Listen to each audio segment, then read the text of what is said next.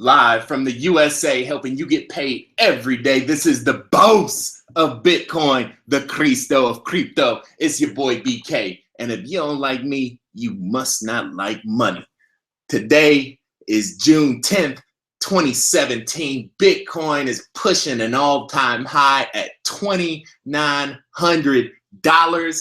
And we have a global community of cryptocurrency enthusiasts. I was in the chat a little bit earlier. I see we got Germany in the house. We got Philly in the house, India, West Africa, Brazil, Netherlands, I've seen on the boards. So listen, I just wanted to invite you guys again, connect with us on Google Pages. We got a Facebook group, and also we got free charts on TradingView. I try to get in on TradingView every other day and throw different cryptocurrencies out there and give you the latest updates, tips, and trends on how these different charts are changing.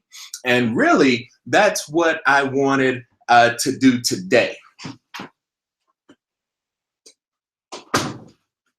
So the chart we'll be looking at, it's an interesting time in the market right now.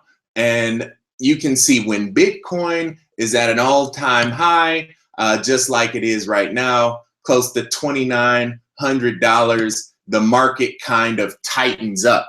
You know, you can think of it, nobody really knows what's gonna happen. It's like everybody wants, you know, Bitcoin to go higher and higher and higher and higher. But the minute that it actually does, people get scared. Oh my God, is Bitcoin gonna go down? Is it gonna go down back to 1,200, 1,400, 200? Is it gonna go up to 5,000? Nobody really knows, right? And so that's what's happening right now in the market, and all the altcoins are affected.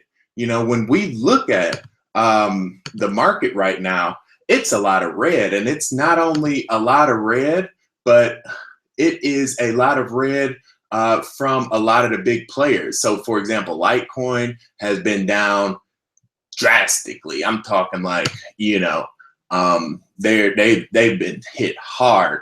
Ethereum Classic is down. Sidecoin had a huge run, has pulled back a lot. Stratus, DigiByte was a big hit for a lot of people, you know, this past month. That's pulling back a lot, you know, so it's a lot of red with some of the more well-known coins. You know, you do have a few coins. I knew Einsteinium, this thing was past due for another spike. So that's finally hitting. So Steam is down a lot. I still haven't taken the time to look at that one. But one of the coins I did want to look at for you guys is one that's interesting. A lot of these smaller coins, honestly, I haven't looked at. I think they still have to figure out what they want to do. Ripple is down huge right now. You know, this is the one, if you don't know a lot about the cryptocurrency market, Ripple is a altcoin for the banks. It's actually pretty cool, the stuff that it does. It basically works with the bank so they can send money back and forth a lot faster, a lot cheaper, and it will be here to stay. So it's interesting. But this thing, you know, when people actually learned what it can do and like, oh my God, you know, it's amazing. $2 billion came into Ripple in one weekend. You know, and because of that, this thing is spiked. Now it's pulled back a little bit. But one of the charts I wanted to look at today is FOLDINGCOIN. So let's pull up this guy, FLDC. You know, if we have any cryptocurrency experts out there, chances are you know more about this chart, about what the coin actually does. People talk about the technology of the cryptocurrency, what it actually does. You know, I have no idea what FOLDINGCOIN does, and I really don't care. You know, all I care about is these lines, you know, trading it against Bitcoin, being on the right side of the trade and accumulating more Bitcoin when I buy, and cashing it out when I sell.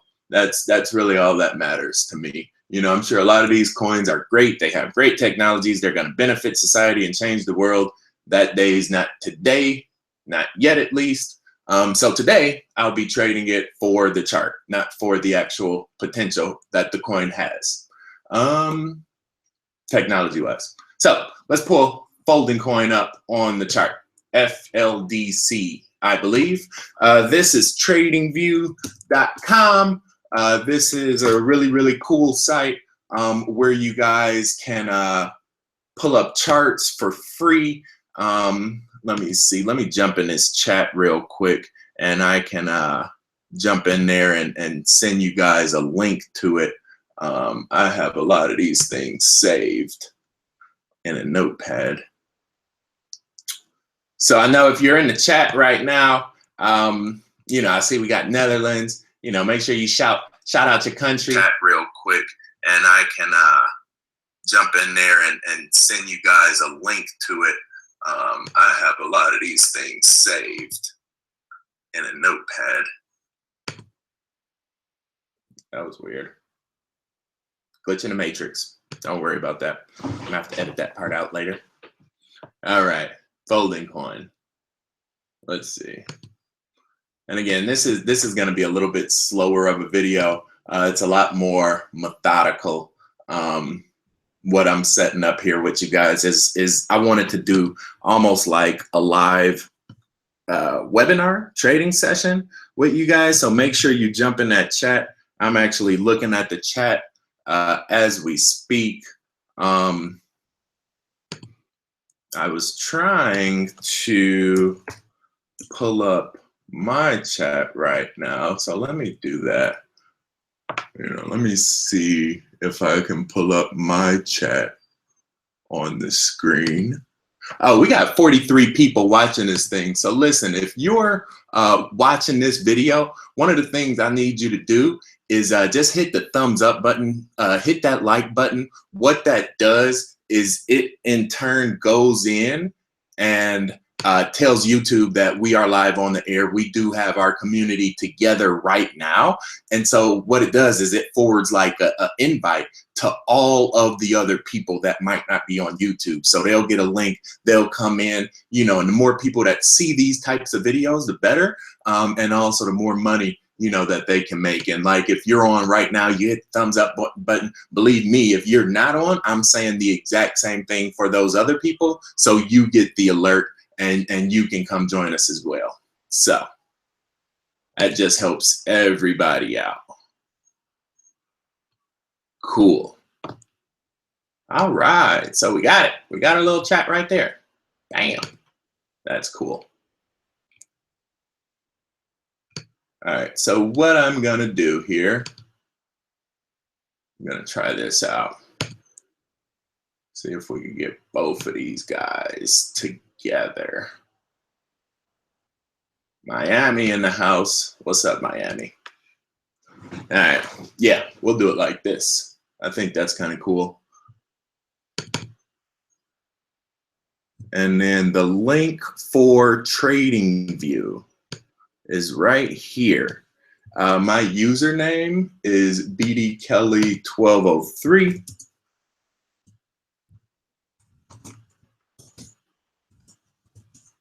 Bam, check it out. Yes, I have posted in the Bitcoin subreddit, Bitcoin markets. It's a great network, great community. You know, and I actually learn a lot from there as well. So please, by all means, Chuck, copy and paste this link, you know, and share it with those guys. Let's see, how do we do that? Sorry guys, this is, again, I'm learning this on the fly. I haven't done a lot of this kind of stuff before. So I'm just trying to pull it all together and, you know, make this stuff a lot cleaner for everybody.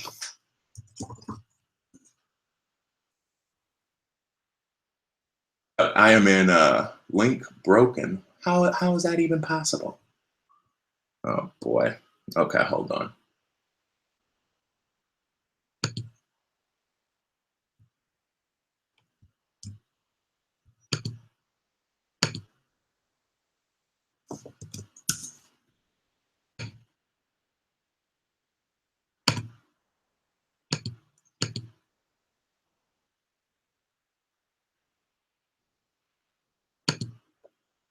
Okay, the link's not working. So what I need to do then is fix that. And let's see, how are we going to do that? Trading view. Okay, it'll be in the description. I'll fix it. So yeah, I'll fix that. Trading view link. All right, my bad on that one. Folding coin, back to the chart, back to the chart. Here we go. Okay, so again, I have no idea what this coin actually does, what it's going to be used for. But one thing I do know is that the chart is moving. And here you go. And when it moves, we can jump in, jump out, and make money, right? That's the link for this actual video right here. So if you wanted to, I don't know if you guys do bookmarks, favorite places, even if you wanted to copy that, Chuck, and throw it in the Reddit community for them, that would be really cool. I think the more places we have on the internet that's sharing these kind of links, the faster we'll grow. And then the more people that'll come in and, you know, share knowledge and help us learn together. So that's pretty cool. So, all right, back to this chart. Tradingview.com. Let me see. Hopefully this works. If it doesn't, let me know. FOLDINGCOIN. So what we're looking at right now is a 2-hour chart, basically 144 minutes. It works a little bit better mathematically when you have base 12 measurements. And what we see right now is this chart is pretty much slight uptrend, you know, but a big dip right here. It was up at 980. Now it's down to 750, and the green actually just broke the orange. So what we know on top of that is that this is a major point right here. Whenever the green breaks through the orange, you know, that's kind of like a shift, you know? And so those are the points I definitely look for and I track over time. So that's what made me pull this one up, is that, you know, the green broke through the orange, and that makes it a lot easier to try to see what's going to happen next. So if we just go through time, we can see that the green actually broke the orange right there. Going up, what I like to do is, you know, put different vertical indicators on the chart, and that helps me see, you know, the different sections, you know, that the chart lived through, you know, and how the different lines work together whenever that happened. So right there, you know, we see the green and the orange going up. Here, it looks a little bit different when the green breaks through the orange and goes down.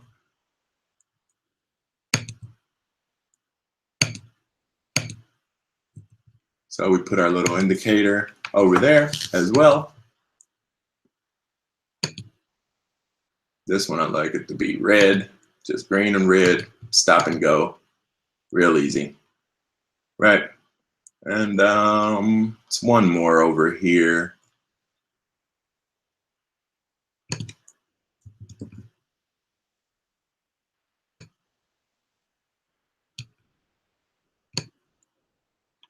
Wow.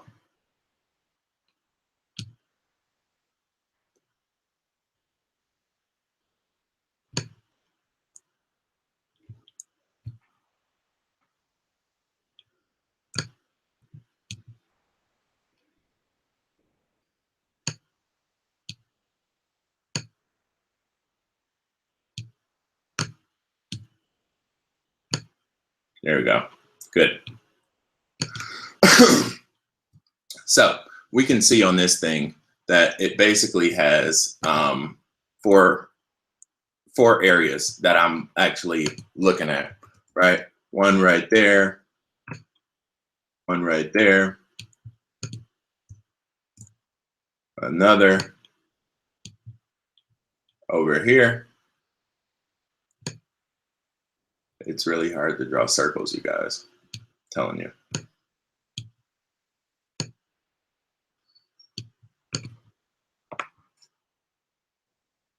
One, two, three,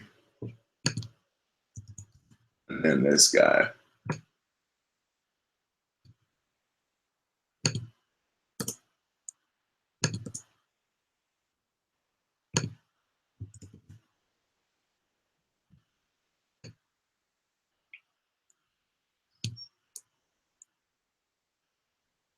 All right, so those are the 4 points we're looking at.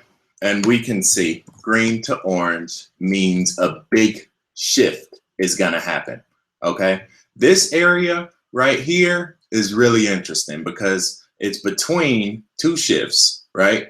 An uptrend and a downtrend, but you can see it's kind of limbo. It's kind of like its own point. And so it's from this area that I'm gonna draw my trend line, because you can see, like, even though this was an uptrend, in order for it to be a downtrend, something had to happen over here that caused it. And even the green line, it's basically like a perfect parabola. So all we want to do now to find our trend line, which will define the entire system, all we're gonna do here is use this kind of relationship between the green, red, and orange to draw our trend line.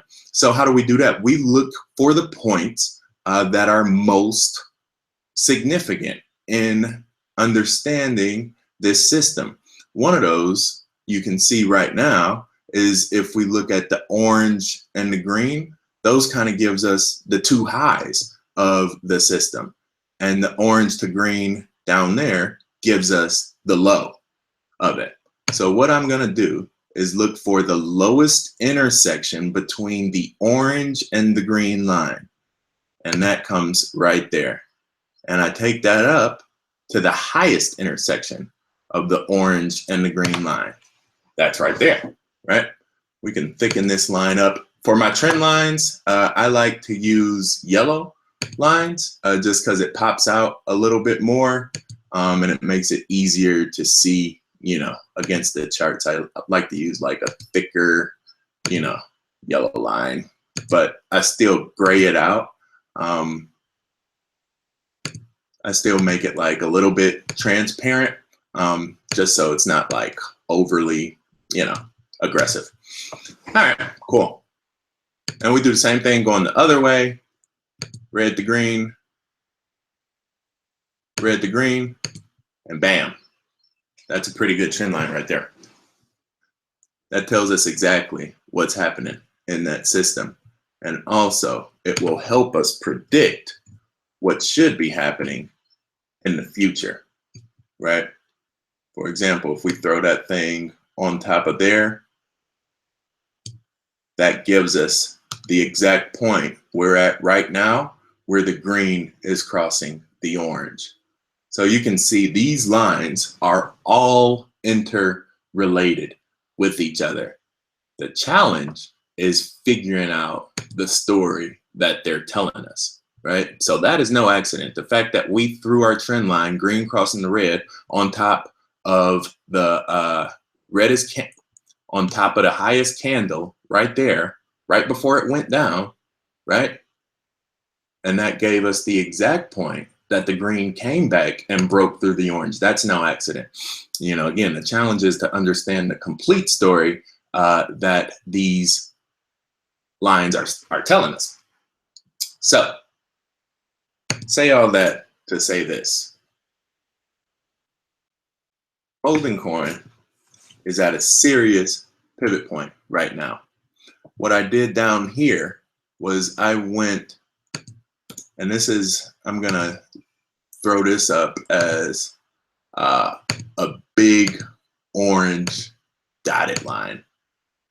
And what that one represents is the green breakouts over time. So green to orange breakout, green to orange breakout.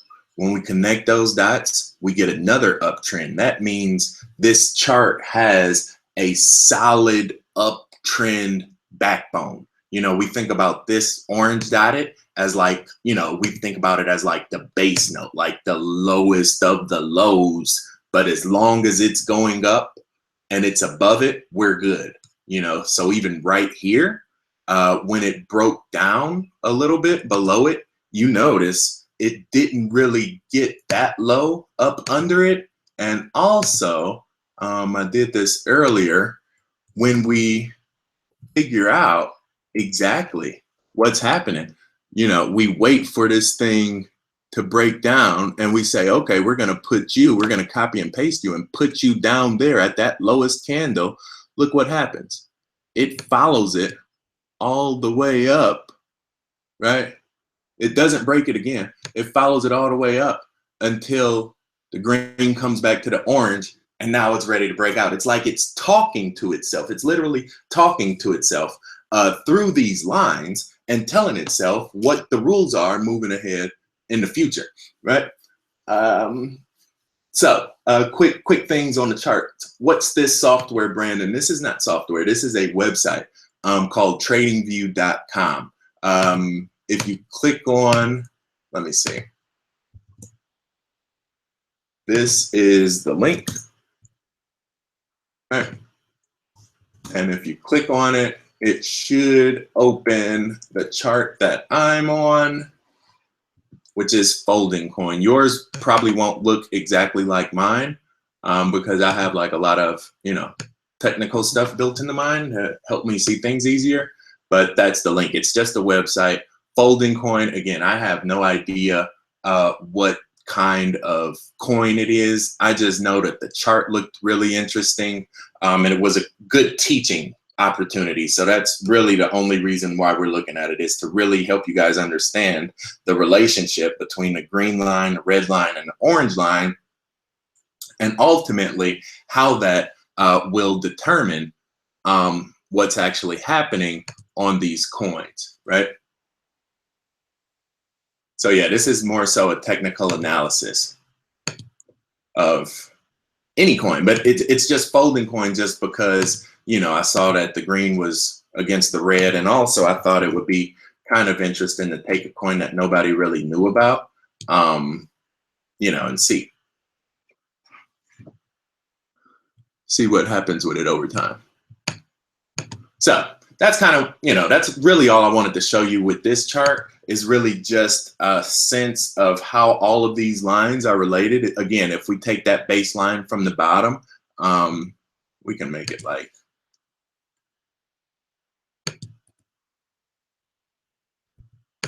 there we go.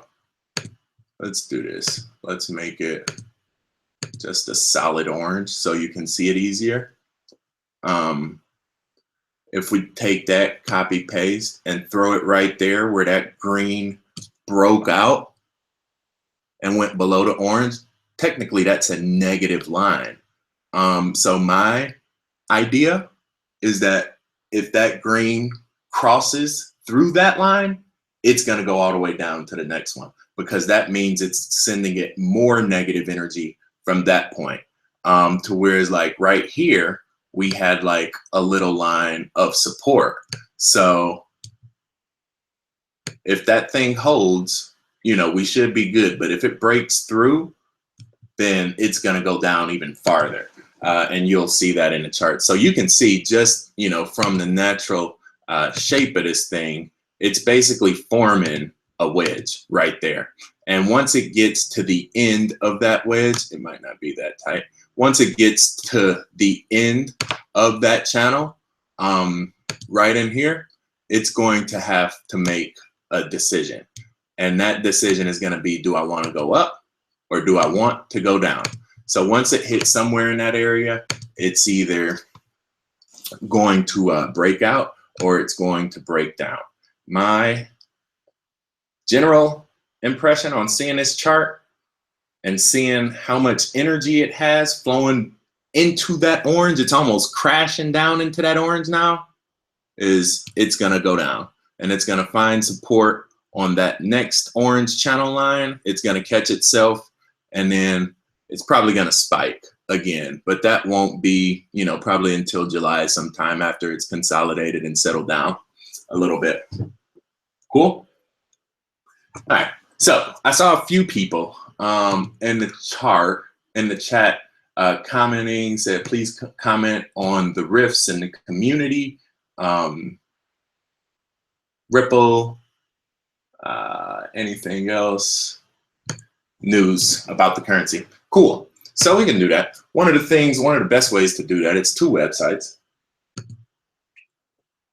You know, Poloniex actually disabled one of the best websites that were out there, and that was their troll box. A lot of people would throw up pretty good information in the troll box, but now we don't have that to us anymore. So this guy right here, Cointelegraph.com, I found has been pretty cool. It's basically like a newspaper for all these different Bitcoin articles, and I can, you know, maybe one day just make a video that kind of goes through, you know, a few of these really top articles. But, you know, they talk about, you know, different things. The most promising altcoins of 2017, Gollum, you know, is one of them. Zcash, if you got our monthly picks, Zcash was on there. So, you know, they seem to have a good idea about what they're talking about. So yeah, this website kind of goes through different stories. So, you know, already people are talking about Bitcoin will hit $250,000 in 3 years. You understand? So I don't care. Like somebody was saying, you know, the don't invest in Bitcoin video I put up got like a lot of dramatic feedback. And, you know, I guess people look at it like, if you would have invested $5 and, you know, 5 years ago, you'd be a millionaire. Like, yeah, and if you would have invested $1 in the first US bank back in 1917, you'd be a quadrillionaire. So, I mean, but how is that even relevant to where we are right now? The point of the matter is accumulate Bitcoin. Do not track US dollars. All this is telling me is that the value of Bitcoin is not gonna go up tenfold. It's not gonna be 10 times more valuable to society, you know, 3 years from now than it is today. What that's telling me is the inverse, is that the US dollar more than likely is gonna go down, because if Bitcoin goes up against the dollar on the other side, that means the dollar is going down against Bitcoin. So that's all I look at, is on track against time. You cannot, you know, expect to be successful accumulating wealth if you measure it against the US dollar. So while Bitcoin is going to be $250,000 by 2020, that's great. But on the other side, what is $1 actually going to be worth? You know, so that's almost a double-edged sword. It's not that great, because if it's $250,000 and our dollars are worth dimes, then that's not good at all. So that's one thing you definitely need to think about. And I think with, you know, the politics that play into, you know, currency and accessibility is definitely something to consider. I don't want to turn this channel into you know, one of those slanted, skewed, perceptive commentaries that a lot of people have. I like to keep it on the money. If it makes dollars, it makes sense. So that's what I like to talk about. I don't like to get involved on, you know, the different politics that, you know, different coins have, or the possibility of a 51%, or, you know, what is this community doing, or what's happening over here. I don't care. All I care about is the charts. Is it going up? Is it going down? And what does that tell me for the future? How can I use that information to accumulate more Bitcoin on the next swing trade? So that being said, it's a few other coins that we can look at. Bytecoin. Yeah, let's pull up Bytecoin, because this is actually, or no, let's do a DigiByte, because DigiByte is really interesting too. This is one that I was looking at earlier today. DigiByte is interesting. You know, I made some money on DigiByte. I bought DigiByte back when it was like 98 Satoshis. You know, so I made a little bit of change on this thing, but it seems to be correcting. right now. And how do we account for that? What is that telling us? And how should we prepare to move ahead going forward? So we know it came all the way from 98 back there somewhere. Yeah, right up in there, right up in there. And now it looks like it's fallen through the floor, right? That green has crashed through the orange, basically. So that's a huge, huge momentum shift in where it was at compared to where it's been. So we look at that green, we see where it came from. We look at that green, we look at that green. And then also the green and the red, because that's like kind of like the crash back. And this essentially becomes our relationship. So we can draw a line from there to about there. We could draw another line from there to there.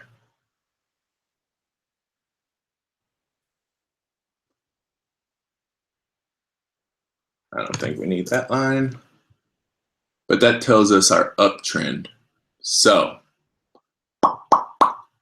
what we can do to measure against time is take it back one and look at where it came from, because that's what's the phrase, in order to know where you're going, you got to know where you've been. So let's see the first breakout ever for DigiByte, what that looked like. And that gave us a little bit of a different line from like right there to right there. So again, this is our base note. This is the deep, deep baritone that holds the whole thing up. So as long as DigiByte is above that line, that means all of this is still good, right? That means we can lock this money in. It's never going to disappear. But the minute it drops below that line, then it has a new reality, and more than likely all of that money that was made up there will need to be wiped out and changed on the reverse. Hopefully that makes sense. But where are we at right now? What I see, solid uptrend, higher, higher, 1, 2, back down. Solid uptrend, 1, 2, back down. Notice how I did that? What I did was I would count the intersections of the red and the green. Let's see, it's a little thing I can do. So this one's cool sometime. So the red and green, it broke out. And then the green crossed the red going down right there. That's my code, 313. We don't need that though. So we have one right there. Red touched the green, went down. Green touched the red, went down. And now it consolidates. You see that? So that's kind of like the code built into the chart, right? Let's see if it holds up here. Breakout again, big breakout, big breakout. Now we have one. I've never done this before, but we'll learn together. 2.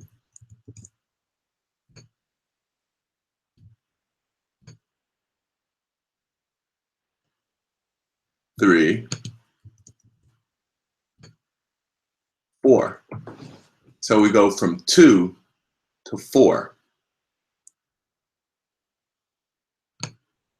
Now we're back testing that line. So we went from 2 and came back down to 4. Now we're going to come back down. And so that means the next thing is probably going to have to take 8 loops in here somewhere. What does that mean now? What I think it could mean is if we look for the crashes down, the loops down, you notice how they line up right there. What this line that I just drew, this is pretty cool. What this line is giving us is the uptrend base note. So if we look for the highest orange, or I'm sorry, the highest red where green crossed it, and we connect those points, that gives us the highest momentum built into the chart. You see that? 1, 2, 3. All we need is 3 points of significance, and we know we got a relationship. So now we can see that DigiByte is opening up, and this line will no longer be significant once it breaks down. But the future of DigiByte is going to be in there somewhere. And once we come back and once we come back here and consolidate around that orange and we break out again, it'll go up to that green, and then you'll get eight dips basically before it breaks down and comes back to the reset line. That's what I think is going to happen. That is built into the chart itself. It's basically the exact same thing happening over and over and over again.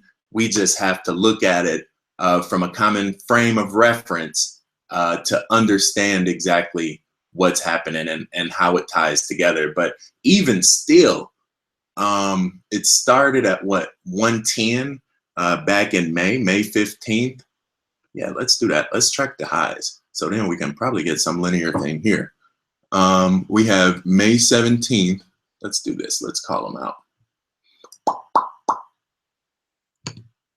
Hopefully this is helpful for you guys. I haven't done this chart before, but this is kind of how I do it.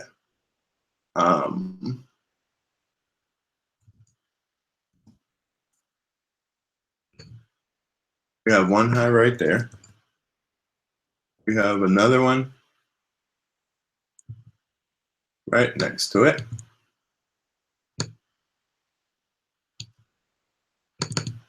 We could just say high.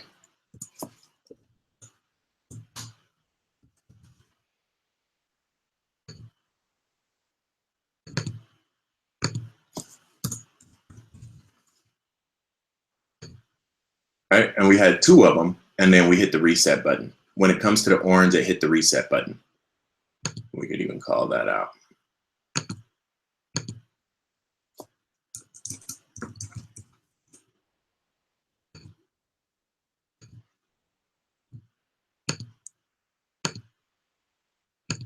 Right. Now we do the same thing, but I actually wanted the price. So another tool you can use to calculate the price is this little button right here, price label. 0.03, and it's not perfect, but for our estimation, it's close enough. So we went from 373 to 775 in a matter of 517, 521, pretty quick. Then we hit our next point.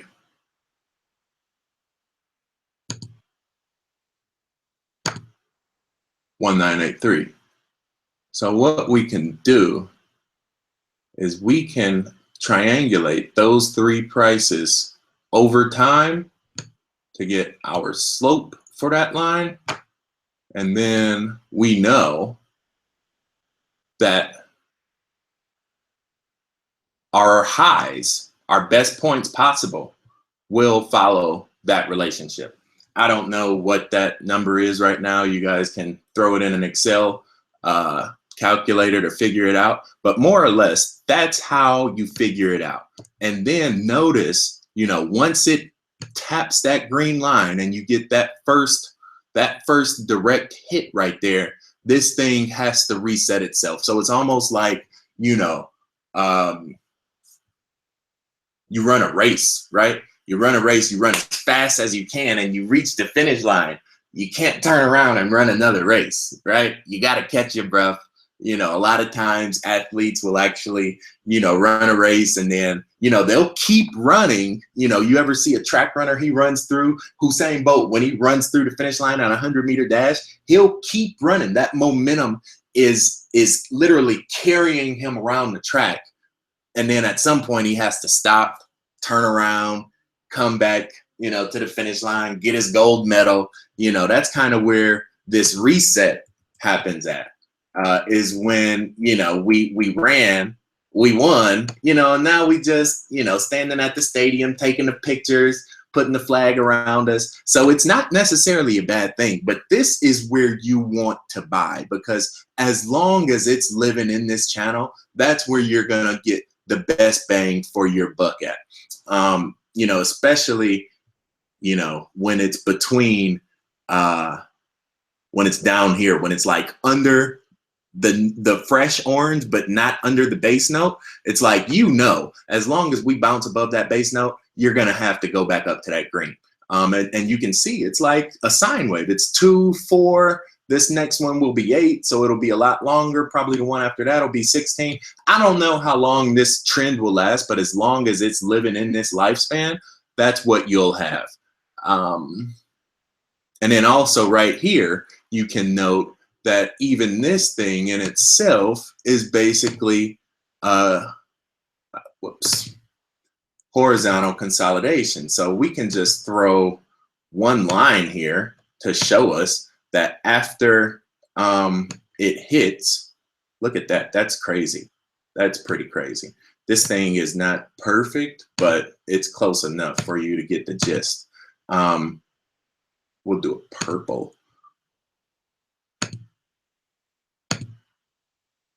All right. So even when it spikes, it runs through the green line, and it comes back,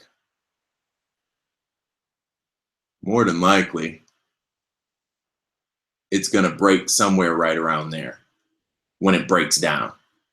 You know, that's a little bit higher, but on a bigger scale of things, it's not. And I guarantee you, if I would have taken the time to like go in to the exact point of intersection, that probably would have lined up perfectly. So that's what you can do on your own. And probably if we copy and paste it, it shows, you know, a similar relationship down there. You tap the green, and that's where it breaks down at. Oh no, you tap the green here. So here you go. We tap the green right there, break down.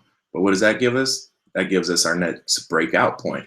So you can see it's different things built into the chart that a lot of people don't take the time to notice. But when you actually understand that this thing is all working together to tell the same story, you just have to take a step back and look at the story that it's telling at the page of the book you're on, what chapter that reads through. You know, you just segment it out, break it apart, but it should definitely help you understand how to move forward. So honestly, I would say, you know, it wasn't there very long, but anywhere down in this area is a buy for DigiByte, because it has that baseline coming up behind it that's only going to push it higher.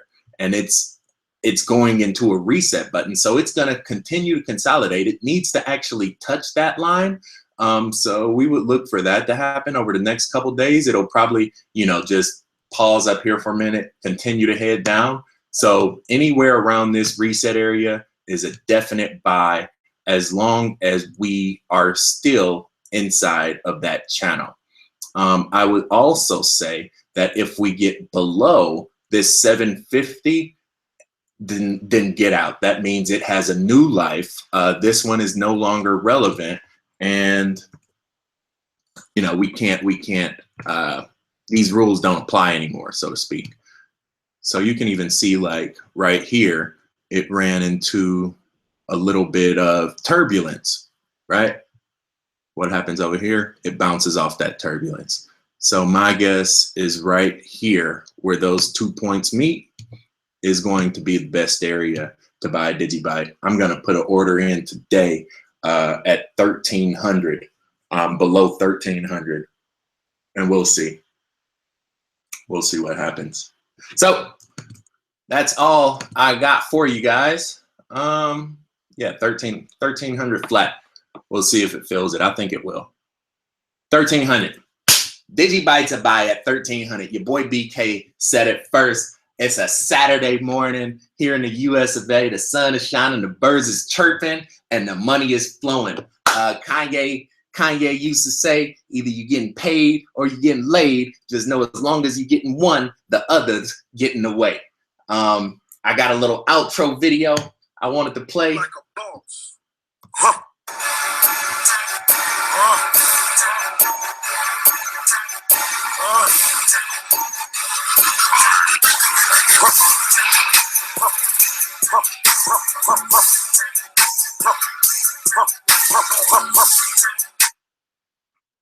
Peace.